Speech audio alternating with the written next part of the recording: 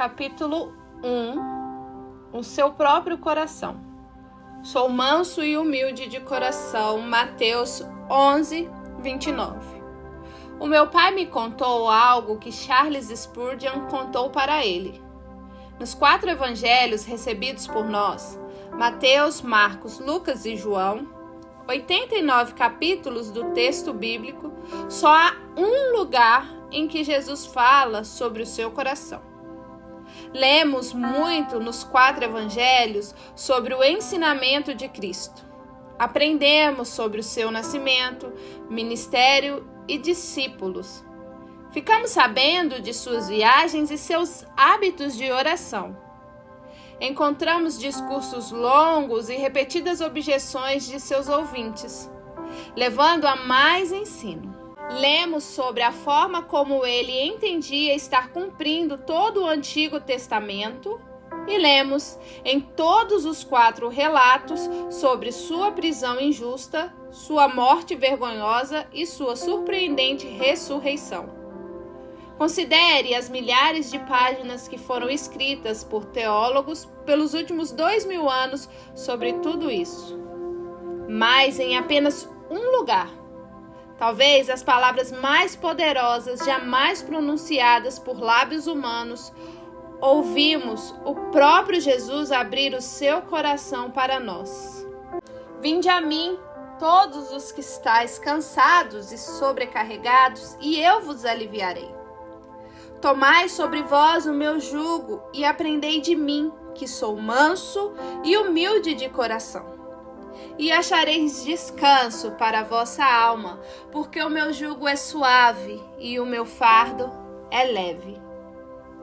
No último lugar da Bíblia em que o Filho de Deus nos leva para de trás dos bastidores e nos permite ver o cerne de quem Ele é, não lemos que Ele é austero e exigente de coração. Não lemos que Ele é exaltado e digno de coração. Nem mesmo que é alegre e generoso de coração. Nos próprios termos de Jesus, a sua alegação surpreendente é que ele é manso e humilde de coração. Para deixar claro de início, quando a Bíblia fala do coração, quer no Antigo, quer no Novo Testamento, não se fala da nossa vida emocional apenas, mas do centro vibrante de tudo o que fazemos. É o que nos tira da cama pela manhã e o que sonhamos acordados logo depois de acordar. É o quartel-general da nossa motivação. Em termos bíblicos, o coração não é a parte de quem nós somos, mas o centro de quem nós somos. O nosso coração é o que nos define e direciona. É por isso que Salomão nos diz, acima de tudo que se deve guardar, guarda o teu coração, porque dele procedem as fontes da vida. Provérbios 4:23. O coração trata da vida. É o que nos torna os seres humanos que somos individualmente. O coração motiva tudo que fazemos. É o que somos. Quando Jesus nos conta o que lhe motiva lá no fundo, o que é mais verdade sobre ele, quando ele expõe os recessos mais íntimos de seu ser, o que encontramos é isso: manso e humilde.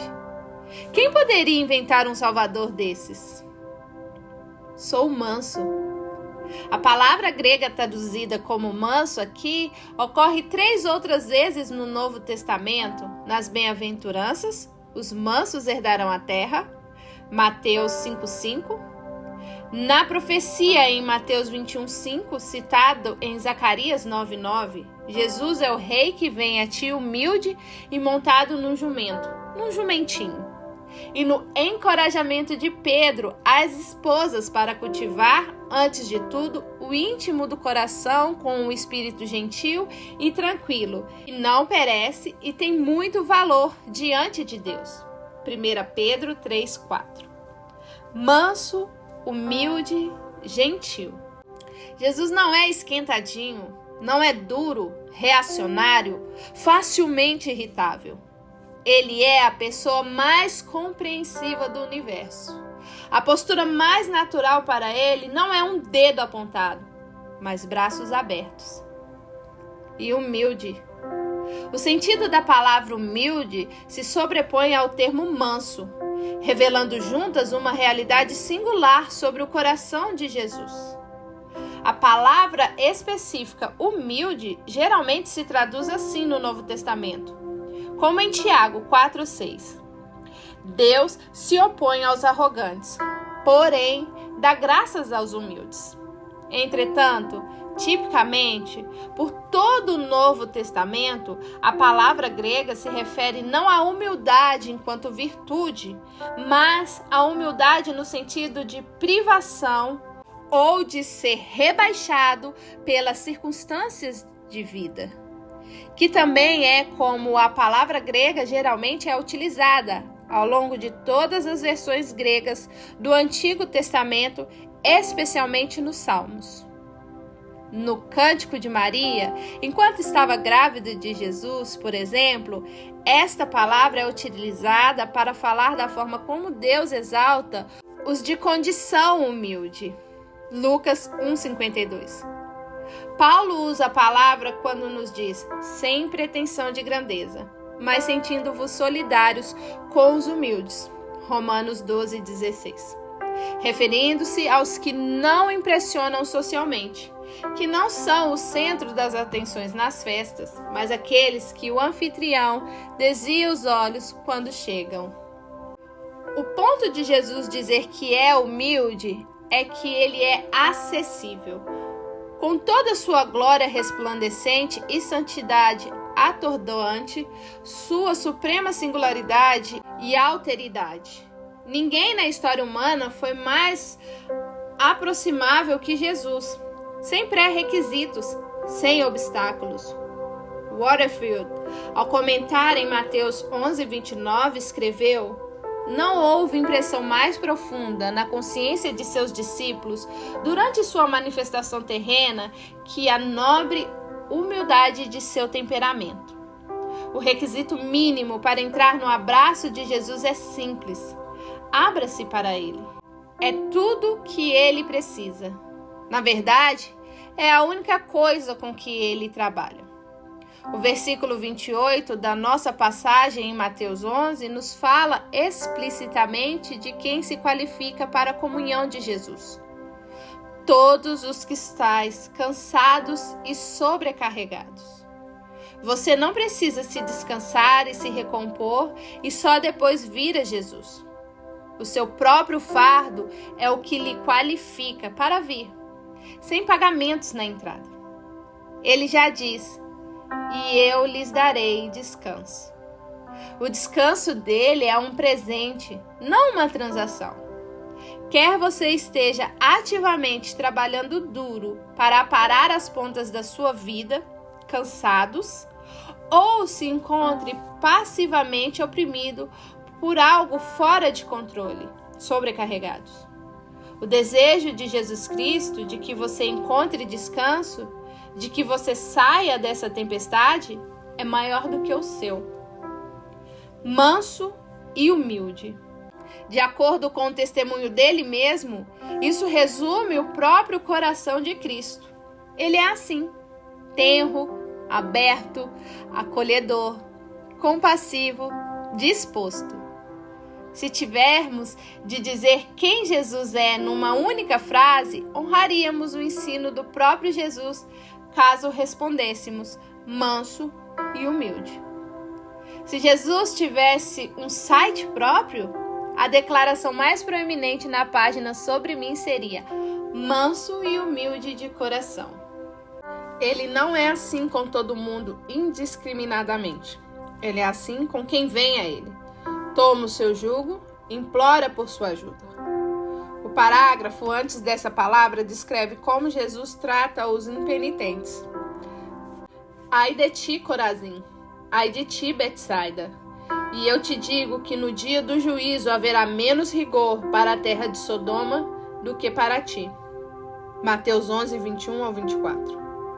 Manso e humilde não quer dizer mole e hesitante.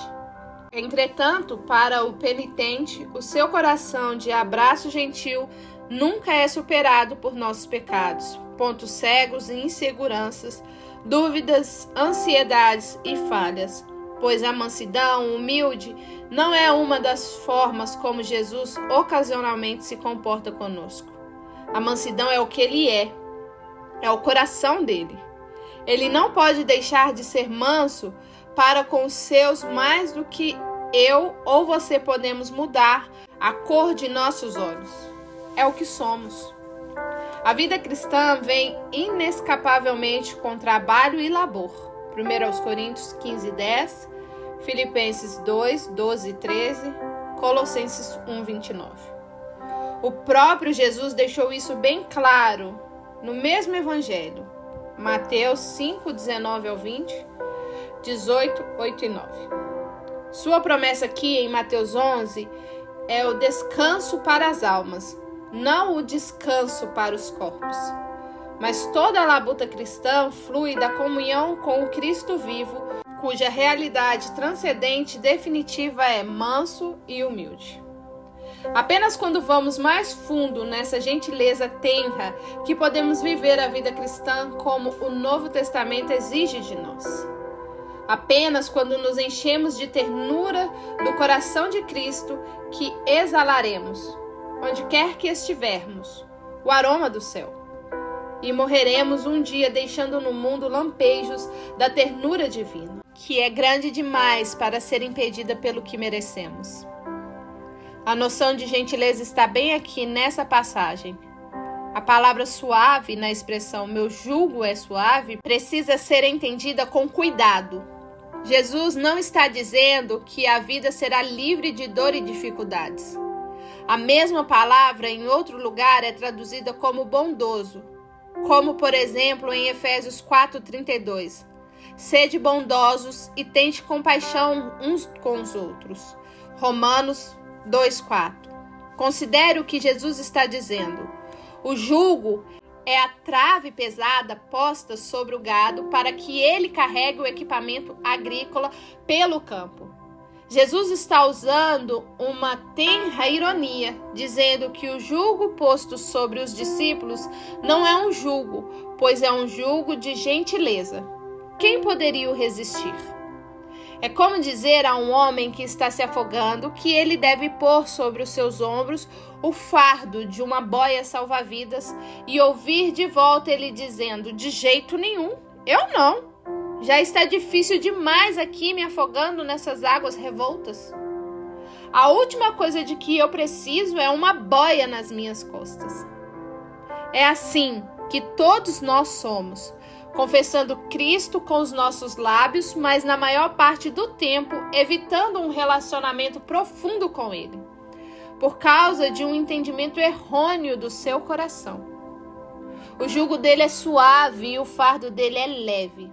Isto é, o seu jugo não é jugo e o seu fardo não é fardo. Assim como o gazélio carrega um balão, o jugo de Jesus o faz com seus seguidores.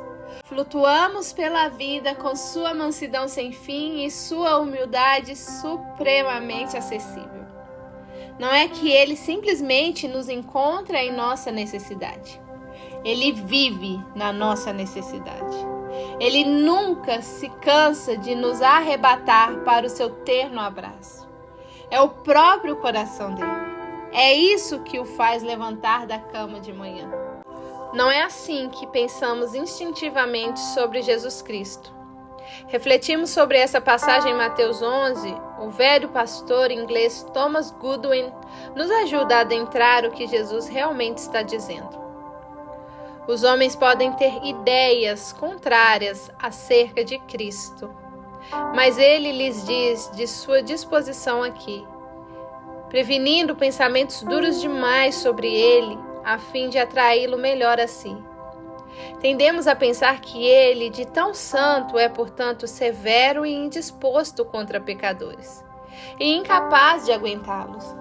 Não, ele diz, sou manso. A gentileza é a minha natureza e o meu temperamento. projetamos em Jesus os nossos instintos distorcidos sobre como o mundo funciona. A natureza humana dita que quanto mais rica uma pessoa, mais fácil será para ela desprezar os pobres. Quanto mais bonita for a pessoa, mais disposta ela será a rejeitar o feio. E sem perceber o que estamos fazendo, tranquilamente assumimos que alguém tão elevado e exaltado teria uma dificuldade correspondente de atrair os desprezíveis e os impuros. É claro, Jesus se aproxima de nós. Concordamos, mas ele vem com o nariz tampado.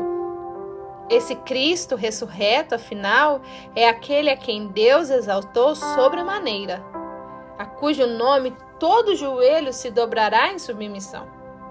É ele quem tem olhos como uma chama de fogo, cuja voz é como a voz de muitas águas, que tem uma espada afiada de 2 gumes, saindo de sua boca e cujo rosto brilha como o sol no seu fulgor. Apocalipse 1, 14 ao 16. Em outras palavras, ele é tão inexprimivelmente brilhante que seu resplendor não pode ser adequadamente capturado por palavras, tão inefavelmente mágico que toda linguagem morre perante o seu esplendor. É ele cujo coração, lá no fundo, mais do que qualquer outro, é manso e humilde. Goodwin está dizendo que esse alto e santo Cristo não se enoja de alcançar e tocar pecadores imundos e sofredores esmorecidos. Tal abraço é justamente o que ele ama fazer. Ele não consegue aguentar. Nós, naturalmente, pensamos que Jesus nos toca assim, como um menino encostando em uma lesma pela primeira vez, com o rosto retorcido, cautelosamente estendendo a mão, gemendo de nojo ao toque e tirando a mão depressa. Vemos o Cristo ressurreto se aproximar a nós de modo severo e indisposto, como diria Goodwin. É por isso que precisamos de uma Bíblia. A nossa intuição natural somente nos dá um Deus como nós. O Deus revelado nas Escrituras destrói as nossas predileções intuitivas e nos impressiona com aquele cuja infinidade de perfeições só se compara à infinidade de sua mansidão. De fato, as suas perfeições incluem a sua perfeita mansidão. E ele é assim. Ele é o próprio coração dele. Foi Jesus quem disse: "Vinde a mim, todos os que estáis cansados e sobrecarregados, e eu vos aliviarei. Tomai sobre vós o meu jugo e aprendei de mim, que sou manso e humilde de coração, e achareis descanso para a vossa alma, porque o meu jugo é suave e o meu fardo é leve."